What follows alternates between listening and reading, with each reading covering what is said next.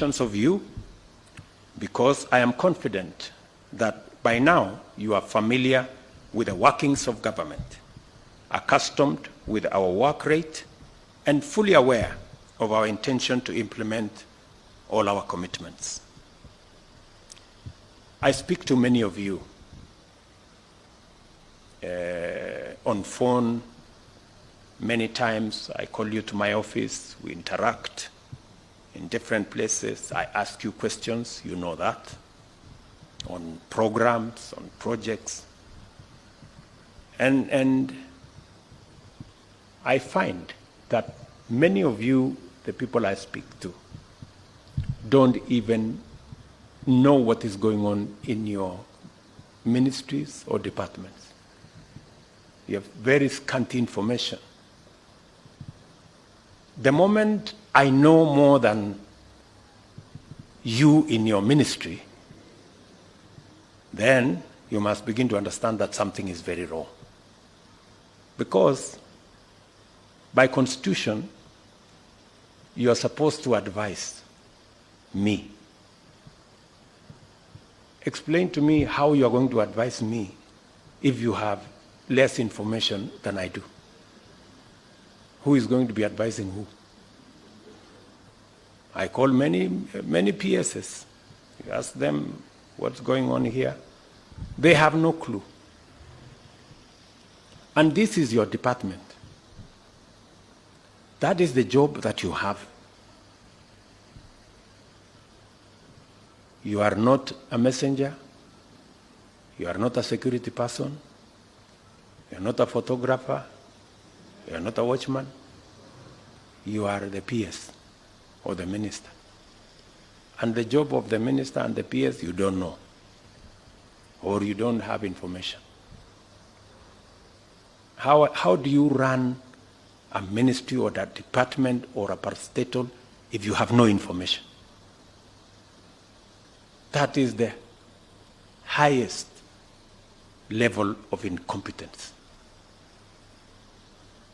So please, take time, read. There's a lot of literature on your desks. There's a lot of briefs from departments. There are a lot of briefs from all manner of places. Read. I take time myself to read, because it's the only way you can have the correct information for you to be able to make the right decisions.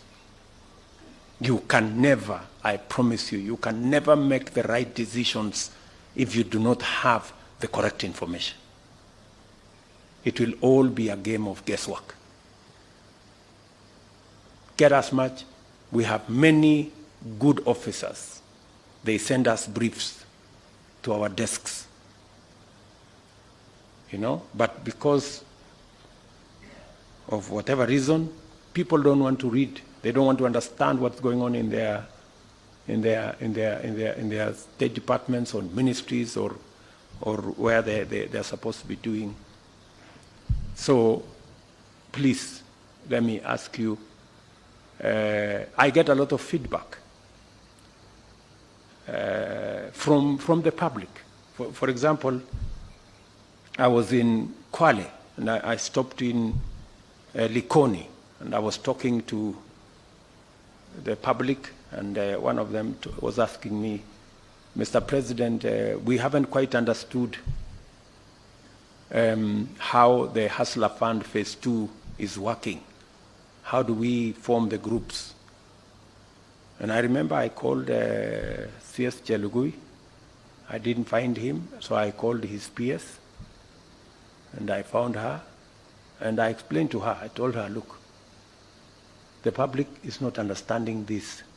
Did I call you or not on Sunday?